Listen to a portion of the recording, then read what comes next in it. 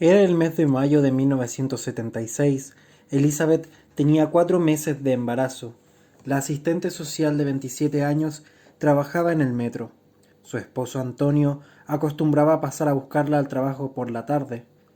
De vuelta a casa seguramente conversaban sobre las últimas noticias en un país amordazado y sobrecogido de miedo.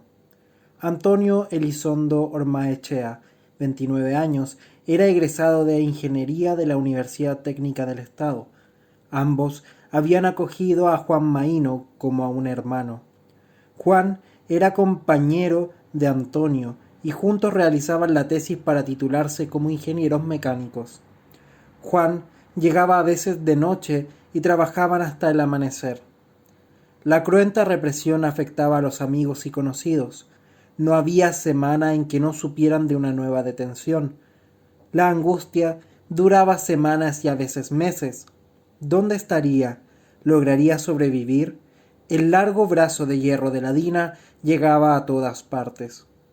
El 26 de mayo de 1976, Elizabeth salió de su trabajo. Como siempre, Antonio la esperaba en la citroneta de la empresa donde trabajaba a cargo de mantención de maquinaria y equipos.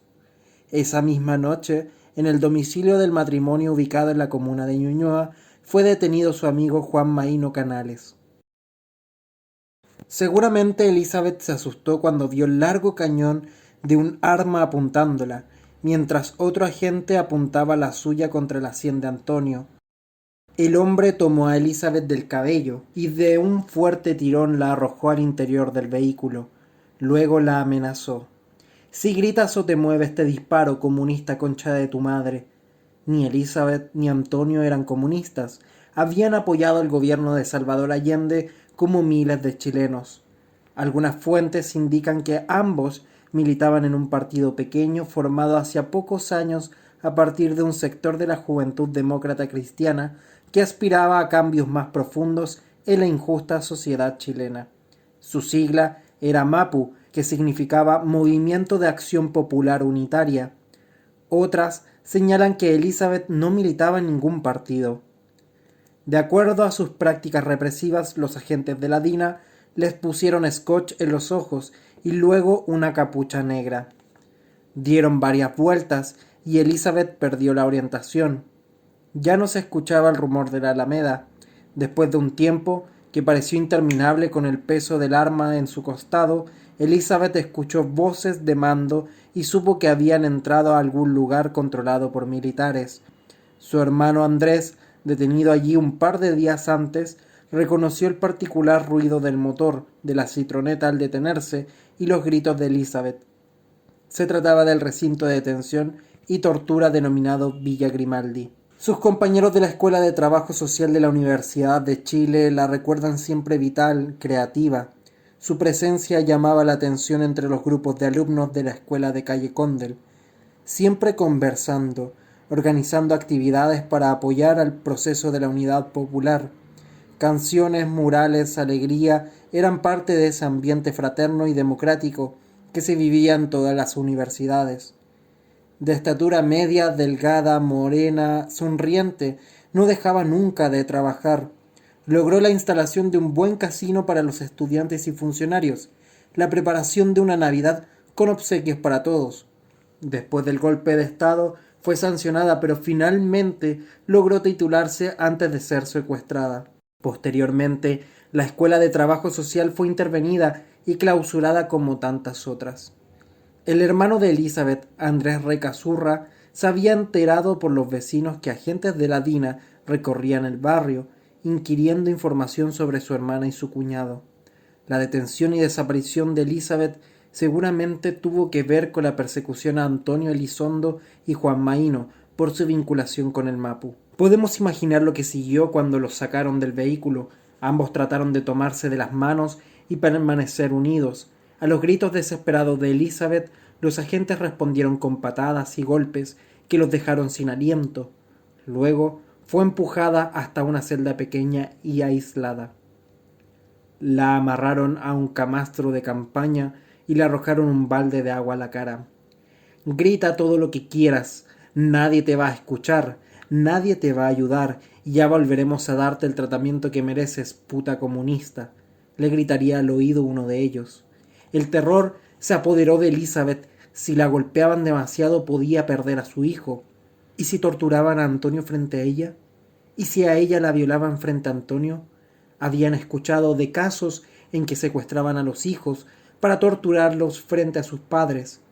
Tal vez comenzó a gritar su nombre con todas sus fuerzas, repitiendo una y otra vez: «Soy Elizabeth Recas y estoy embarazada», hasta que el agotamiento la hizo detenerse. Perdió el sentido del tiempo. ¿Llevaba horas? ¿Días? ¿Era de día o de noche? Nada pudo impedir lo que siguió. Agotada, mojada, aterrada, la trasladaron a la parrilla metálica, la desnudaron y comenzaron los golpes eléctricos. El dolor le producía estertores y vómitos. A ratos perdía el conocimiento y luego despertaba nuevamente. No le preguntaban nada, solo la atormentaban en las zonas más sensibles del cuerpo. A ratos le parecía escuchar la voz de Antonio: «Déjenla, cobardes, Elizabeth», deliraba. Cuando recuperó la conciencia estaba nuevamente atada al camastro. Entonces una voz artificiosa se acercó a hablarle. «Es mejor que le digas todo sobre tu marido y sobre el amigo de tu marido. Estos son malos y están recién comenzando. Acepta mi consejo. Suelta todo lo que sabes si quieres salir viva de aquí». Era el bueno. Ya vendría el malo. Temblaba de pánico. «Estoy embarazada», repetía una y otra vez, apelando a la piedad de los agentes. Y vinieron las preguntas: ¿quiénes son los dirigentes? ¿Dónde se esconden? ¿Hay allendistas en el metro? Nombres, danos nombres. Cuando la dejaban amarrada al camastro intentaba razonar. A veces volvía a gritar con las pocas fuerzas que le quedaban. ¿Qué estarían haciendo sus amigos para rescatarla de ese infierno? A ratos escuchaba alaridos espeluznantes y lloraba de pánico. Y otra vez los golpes, la sed, la sensación de sentirse un juguete en manos de un grupo de sádicos, derrotada, perdida, humillada, hasta desear morir. ¿Llegaría hasta octubre cuando el niño debería nacer? ¿La dejarían tenerlo? Una noche la subieron a una camioneta y emprendieron un largo viaje. Al amanecer llegaron a un lugar aislado en la precordillera. Allí, Paul Schaeffer, un ex camillero del ejército nazi, había construido un imperio de miles de hectáreas donde gobernaba a 300 súbditos, sometidos a su autoridad omnipotente. Era Colonia Dignidad. Sus jerarcas colaboraban abiertamente con la dictadura, facilitando infraestructura para torturar e inmensos bosques para hacer desaparecer los cuerpos. Cuando Elizabeth escuchó abrirse un nuevo portón, supo que otro infierno se avecinaba, tal vez el último. Tal vez entonces, cantó suavemente una canción de cuna y se despidió de Antonio y de ese niño o niña que no tenía rostro y que a pesar de todo sentía latir en su vientre. «Espero conocerte en otra vida. Mejor que esta, hijo mío. Mejor que esta», repetía, mientras unas voces daban órdenes en alemán. La camioneta entró en el enclave y se perdió en la bruma dictatorial. Años más tarde, mediante declaración jurada realizada en Alemania por George Packmore, hombre de confianza de Paul Schaeffer fugado desde el enclave, se supo que la citroneta de la empresa constructora Varela que manejaba Antonio Elizondo fue llevada desde Santiago a Colonia Dignidad.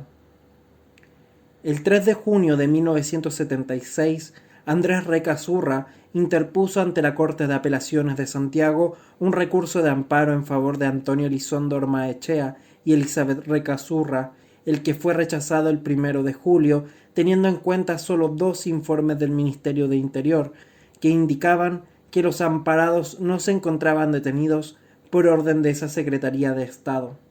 Posteriormente, con fecha 1 de agosto de 1978, se presenta ante el 10º Juzgado del Crimen de Santiago una querella colectiva por el delito de secuestro de 70 detenidos desaparecidos, entre los cuales figuraban Antonio y Elizabeth. Sin realizar ninguna diligencia, en agosto de ese año la jueza del 10º Juzgado se declaró incompetente y remitió los antecedentes a la justicia militar. Después de varias apelaciones, en mayo de 1979, la causa se radicó en la Segunda Fiscalía Militar de Santiago, sin que se realizaran diligencias durante 4 años. En noviembre de 1989, el fiscal general militar solicitó la aplicación del decreto de ley de amnistía aprobado por la dictadura en 1978. El 30 de noviembre de 1989, la solicitud fue acogida por el segundo juzgado militar, que sobreseyó total y definitivamente la causa por encontrarse extinguida la responsabilidad penal de las personas presuntamente inculpadas en los hechos denunciados. El martes 24 de enero de 2012, la agencia EFE informó que el juez Jorge Cepeda condenó a 5 exagentes por el secuestro de 3 opositores, uno de ellos una mujer embarazada, los 3 desaparecidos en el enclave alemán Colonia Dignidad. La condena alcanzó a 2 oficiales retirados del ejército, un exprefecto de la Policía de Investigaciones y 2 miembros de la cúpula dirigente de Colonia Dignidad. Paul Schaeffer también estaba procesado en la causa, pero murió en prisión en 2010, mientras cumplía condena por abusos sexuales contra menores. También fue sobreseído, aunque de forma temporal, el médico Hartmut Hopp, quien se fugó a Alemania para evitar la cárcel por otras causas. Según el expediente, los 3 secuestrados fueron trasladados primero a Villa Grimaldi, centro de torturas que funcionaba en Santiago, y posteriormente a Colonia Dignidad, por los agentes de la Dirección de Inteligencia Nacional, la DINA, quienes se apropiaron de 2 vehículos pertenecientes a las víctimas, los que fueron vistos posteriormente en Colonia Dignidad, donde eran utilizados por los colonos. El año 2016, el Metro de Santiago rindió un homenaje a la profesional instalando una placa conmemorativa en la salida sur poniente de la Estación Moneda. Familiares, amigos, compañeros de estudio y de trabajo participaron en la ceremonia.